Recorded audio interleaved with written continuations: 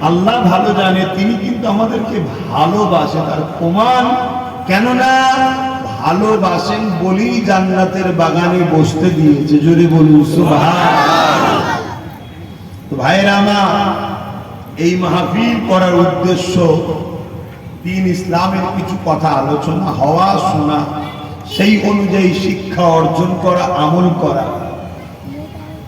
তবে মাসটা চলছে জিলহজ মাস।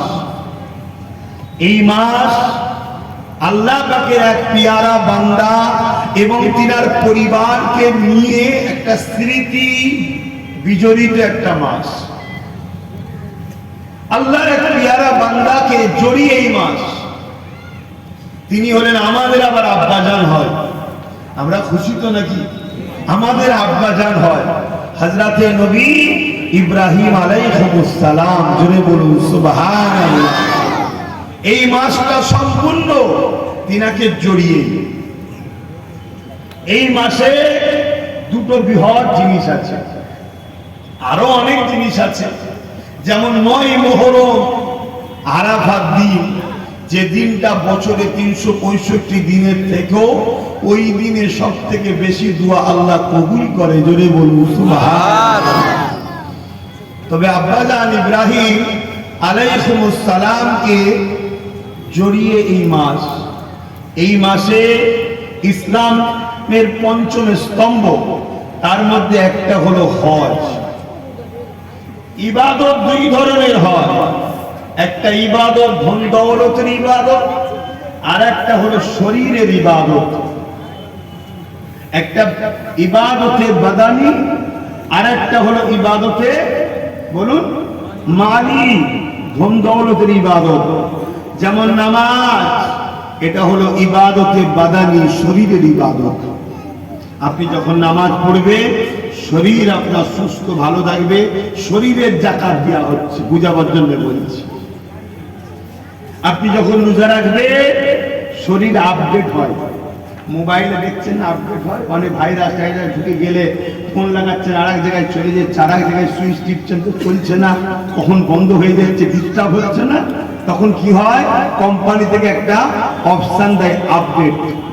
আপডেট মারার পরে কিছুক্ষণ দেখবেন পোঁপো করে ঘোরে, বন্ধ থাকে। মোবাইল কাজ তখন হয় না, বন্ধ থাকে। হঠাৎ করে বন্ধ হয়ে গেল, হয়ে যাওয়ার পর আবার অটোমেটিক খুলে গেল। এবার দেখুন মোবাইল আরো নতুন নতুন ভার্সন পেচ্ছে, আর অটোমেটিক স্মুথ হয়ে গেছে, ভালোভাবে চলছে। তাহলে 11 মাস আমাদের শরীরে অনেক রকম পয়জন ভাইরাস ঢোকে। রোজা হলো ওই আপডেট বা অ্যান্টিভাইরাস। রোজা রাখার পর পুরো শরীর দেখবেন রোগমুক্ত হয়, ফ্রি হয়ে যায়। জোরে বলুন সুবহানাল্লাহ। আরো জোরে বলা যাবে না? এই ছেলেরা ডিস্টার্ব করি বাবা, কেন এখানে খড় বিছুতে ধুলো উঠবে তো? পিছন দিকে তো জায়গা আছে, বসুক না আগে।